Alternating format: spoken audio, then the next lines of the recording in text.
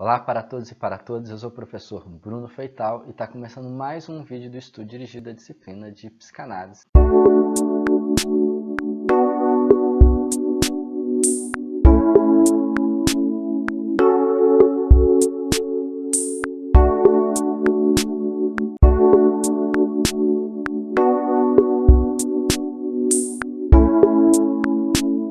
Então, junta-se a ideia da catarse, ele abandona a hipnose e nasce a única regra da psicanálise, que é a associação livre.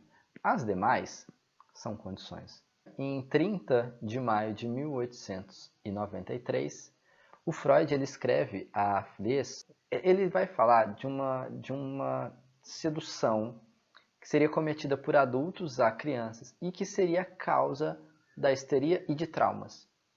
Na verdade, não só da histeria, mas das neuroses, né? Ele vê que poderia ter existido uma sedução cometida de adultos contra crianças e ela seria a base, a causa de neuroses posteriores.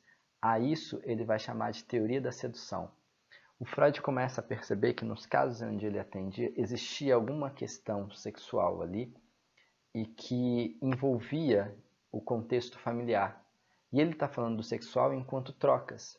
E ele acreditava, então, inicialmente, que todas essas pessoas que tinham esses traumas, essas neuroses, elas teriam passado por um abuso sexual. E aí ele chama de a teoria da sedução. Ele vai bancar essa teoria durante um bom tempo e isso vai ter um peso até sobre a família dele.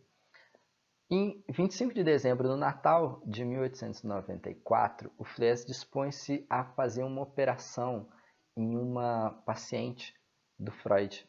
Ela começa a falar de uns problemas que ela tinha, né, de um sangramento que ela tinha no nariz. O Fliess ele era um otorrinolaringologista e ele vai e faz uma operação a partir das teorias dele, né? O Freud identifica, quando ele escuta o caso dela, da Emma, ele fala, nossa, tem tudo a ver com o Fliess. O Fliess aqui vai vir, acho que vai ajudar. O Fliess vai lá, não resolve, faz uma cagada no nariz dessa mulher, ele deixa um pedaço lá de uma sutura no nariz dela, o que dá um problemão, e ainda assim, essa mulher não fica bolada com Freud, ela se torna, na verdade, uma das primeiras psicanalistas da história. E depois desse episódio, o Freud começa a ficar assim, putz, olha só minha responsabilidade, eu tô aqui, tô entrando na onda do Fliess e tal, e olha só o que ele fez, gente, que coisa. Mas até então, erros ali na medicina não era uma coisa muito esdrúxula, até porque, assim, estava tudo muito começando, né? A medicina como um todo não tinha também não era tão exato quanto nos dias de hoje. Hoje em dia, a gente faz uma operação pelo outro lado do mundo, né? Você está, sei lá, no Brasil, sendo operado por um médico que está fazendo os comandos da máquina nos Estados Unidos, sei lá, na Europa. A gente tem até essas possibilidades. Óbvio que não é isso que está acontecendo toda hora, mas isso é um exemplo para a gente ver como que é a precisão hoje da medicina. A gente pode reclamar que a medicina hoje ela é fria, que não tem trocas, que o outro é visto apenas como um aparelho orgânico, com disfunções a serem silenciadas, mas a gente não pode falar da eficácia. A medicina hoje tem uma grande eficácia. Então, acontece esse erro. Em maio de 1895, então, o Freud, junto com o Breuer, eles publicam um estudo sobre a histeria, uma data muito importante, onde ele pega os casos que eles atendiam anteriormente e colocam lá. É algo assim, muito inovador. Por quê? Até então, a ideia de olhar para um caso clínico era assim, dissecar, de ver aquilo para você ter conhecimento sobre aquele que acometeu aquela pessoa. O próprio Freud, né, na época dos seus estudos em medicina, ele já ficou na cabeceira da cama lá, a pessoa em estado terminal, ele de hora em hora, de tempo inteiro, anotando tudo que acontecia com a pessoa, sem, assim, menor envolvimento, assim, muito objetal mesmo ali, só anotando e pronto. Então, o modelo da medicina da época, ele era esse modelo extremamente frio. Se hoje a gente reclama que é frio, era extremamente frio. Por quê? Era mais um estudo para dissecar, numa ideia muito afastada, para que eu possa conhecer quais são as causas e saber quais são as causas. Não tem necessariamente uma preocupação em tratar aquela pessoa. pode servir para os próximos, né? Aí eu vou descobrir que é isso, acontece aquilo, desenvolvo um remédio para isso, uma operação para aquilo, mas aquela pessoa que era acometida, que estava doente, a ideia é assim, não, vamos acompanhar aqui, se morrer amanhã faz um dia, e a importância é só de que eu tenha acesso a esse tipo de conhecimento para poder fazer isso. O Freud e o Breuer, eles estão fazendo um tratamento diferente. Eles estão cuidando dessas pessoas. Ele está lá falando, me diz. Ele está lá hipnotizando e falando assim, olha, agora você me fala o que foi seu trauma. E quando eles escrevem os estudos sobre a histeria, eles colocam a voz dessas mulheres nos textos, o que era totalmente incomum para a época. Então, é um texto onde ele dá voz para essas histéricas, e a gente vai poder ver um pouco mais sobre isso nas nossas disciplinas, né? O que a gente fazia com a histérica? Era a mesma coisa que dá o ideal de loucura, né? Vai para a internação, vai para as grandes instituições, vai ser trancada, você está louca, você não merece ficar aqui conosco. E o Freud faz o contrário, ele faz uma publicação junto com o Breuer, onde ele fala assim, dei voz a elas. Eu consegui tratar essas mulheres. Na verdade, ele não cura ninguém ali, né? Mas assim, ele trata dessas mulheres, fazendo com que elas possam falar. E mais do que isso, falar também livremente. Pensa o que é você ter a histeria, considerada feminina, óbvio que tinha os casos masculinos, eram mulheres, pessoas que eram excluídas, o Freud deu voz junto ao Breuer para essas pessoas. Então, 1885 vira essa data muito importante, já de uma primeira grande obra pré-psicanalítica, 1896. O Freud ele vai usar pela primeira vez o termo psicoanálise, ele não fala psicanálise. Também em 96, mas no dia 21 de abril, ele faz uma conferência sobre a etiologia da histeria na Associação de Neurologia de Psiquiatria em Viena, e ele vai falar sobre a teoria da sedução, ele vai falar claramente, abertamente sobre isso, e vai ser entendido, né? Ele vai ser criticado como, olha, isso daí, essa questão desse romance que acontece dentro da família, da filha que quer ter o pai, isso é um conto de fada científico. Você está bilolando, você está viajando, não tem nada disso. Olha só, em 21 de abril ele foi lá fazer essa conferência. 1896. Em 23 de outubro de 1896, o pai dele morre. E quando o pai dele morre, isso é um peso muito grande, porque o Freud, embora ele possa ter inimigos, o pai não necessariamente é um inimigo, mas assim, ele via no seu âmbito pessoas que tinham neuroses, e ele falava, o meu pai também fez isso. Se eu estou certo, se a minha teoria é verdade, né? Meu pai também fez isso. Só que na hora que o pai dele morre, ele engole seco e nesse momento assim, ele ainda assim crucifica o pai. Ó, morreu, mas ele fez isso. Só que ali ele começa também a balançar sobre a ideia de uma teoria da sedução. Em 6 de dezembro desse mesmo ano, 1896, o Fliess, em uma carta, né, ao Fliess, o Freud fala pela primeira vez a expressão aparelho psíquico. Olha só como a gente já está muito perto daquilo que é a teoria do Freud, né? Ele vai falar aparelho psíquico e ele vai colocar os 3 componentes: consciente, pré-consciente e inconsciente. A primeira tópica da psicanálise. Olha que doideira, a primeira pessoa para quem Freud conta isso, o Fliess. Tinha que ser muito brother para estar dividindo um negócio desse. Até porque tinha-se uma questão ali, olha só, ambos querendo se tornar pessoas conhecidas, grandes teóricos, né, e tal.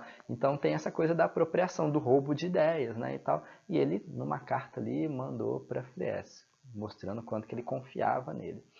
Bom, em 1897 a gente tem uma autoanálise do Freud. Ele começa a fazer sua autoanálise porque ele começa assim, ele escreve para o Fliess o seguinte: olha, o doente que mais me preocupa sou eu. Então ele está começando a entender o quão pode ser avesso a tudo aquilo que era da sua época, de um iluminismo, de um racionalismo, a psique humana. E ele começa a ficar, eu tenho que me analisar. E ele começa a fazer esse trabalho de autoanálise. Não vai demorar muitos anos, mas ele vai fazer essa chamada autoanálise, o que a gente pode questionar se existe ou se não existe, porque não é possível fazer autoanálise. Somente sendo Freud para poder fazer autoanálise. Ah, é porque ele era muito... Não, é porque ele está inventando um negócio. E é assim, muito mais do que ele querendo falar assim, não, peraí, acho que eu não estou bem, vou ver das minhas neuroses aqui.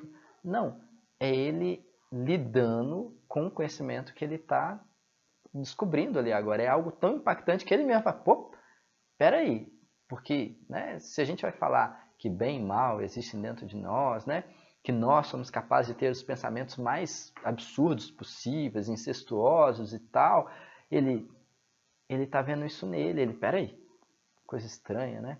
Bom, em setembro de 1897, em uma carta, Freud explica para o Fliess que ele vai abrir mão dessa teoria da sedução.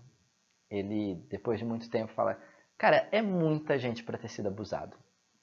Mas o que não, ele abre mão de um abuso fixo, mas ele fala assim, alguma coisa aconteceu de ordem de um pensamento, de afetos, e que estão batendo nessas pessoas e que leva a essa neurose.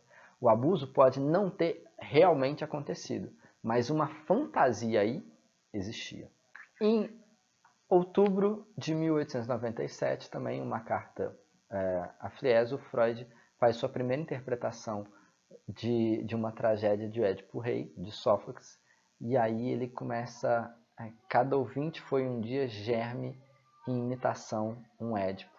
Ele pela primeira vez começa a associar todo esse romantismo, essas trocas, esses amores que existiam ali, né, que ele está vendo dessa relação, da sexualidade. Ele fala assim, não é necessariamente o coito, mas há uma relação de troca ali e que tem a ver, e ele se embasa na obra de Sófocles para poder falar sobre isso. Em de julho a agosto de 1899, ele vai para uma fazendinha e lá escreve a interpretação dos sonhos. Olha só, 899, julho a agosto. Ele publica em 4 de novembro, mas no livrinho, né, na nota lá, na caixinha, né, vai aparecer 1900. Freud queria que fosse uma obra do próximo século. O século começa em 1901, né? Mas bom, ele já tirou ali da casa dos 800 em 1900. Ele faz como a data da interpretação dos sonhos. Em agosto de 1900 também, o último encontro que ele tem com Fliess. Em outubro, ele começa a atender o caso Dora, que vai ser outro caso muito importante, mas também em outubro o Fliess acusa o Freud de ter roubado as ideias dele sobre a bissexualidade e transmitida para uma outra pessoa, um outro teórico, que transmite para um outro teórico e publica isso. Ele fala, isso é roubo de ideias. Eu estou aqui, seu brother, você está me confessionando tudo aqui, eu estou guardando, a gente está trocando ideia e você pega a minha ideia, passa para frente e os outros vão e publicam. Isso vai dar tribunal, isso vai terminar nos tribunais lá em 1906. Em 1901, não é Freud, mas é o nascimento de Lacan, em 13 de abril. E em julho, o Freud publica a Psicopatologia da Vida Cotidiana. Por que essa obra é importante? Ele lança a interpretação dos sonhos. Ali ele reúne tudo que ele está falando ali, psicanálise. Quando ele, Psicopatologia da Vida Cotidiana, ele começa, é um texto muito interessante que ele vai falar sobre a questão dos xistes, do ato falho, do inconsciente no nosso dia a dia. E é uma obra que ganha, assim, ela vai ser lida, ela vai ser comentada, ela vai ser, é uma obra que ganha uma capilaridade muito interessante para a época e para os interesses do Freud. Embora ele sempre vai falar que ninguém está nem aí para a psicanálise.